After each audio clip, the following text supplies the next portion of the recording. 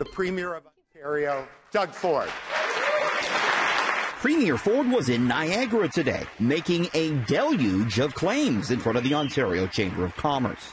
Ford said a lot in the fiery speech, so we decided to fact-check some of the claims. First off, the scrapping of the cap and trade. The biggest step we have taken to put more money in people's pocket is to eliminate the Liberal cap-and-trade carbon tax scam. That's false, at least according to a recent report from the Independent Financial Accountability Officer. It found the scrapping of cap-and-trade will cost Ontario $3 billion in lost revenue. Ford also took aim at the federal carbon tax. It does nothing for the environment, absolutely nothing for the environment. It's a contentious issue, to be sure, but a lot of research finds this to be false. It certainly can help, and if you look at other parts of the world, it has helped. When you price something, people use less of it. If you price pollution, people make less pollution. So yes, it will reduce carbon emissions. Next, Ford brought up the hot-button issue of hydro rates. We've begun taking real action to bring your hydro bills down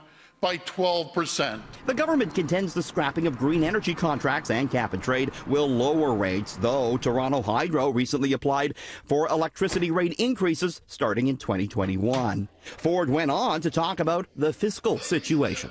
Our province is now the most indebted subnational jurisdiction in the entire world. That's 100% true. Ontario pays almost $12 billion a year just on interest. The biggest inaccuracy, though, may be regarding Bill 148, which hiked the minimum wage to $14 and gave each worker 2 paid sick days. The fact is, no legislation in Ontario's history has killed more jobs than Bill 148.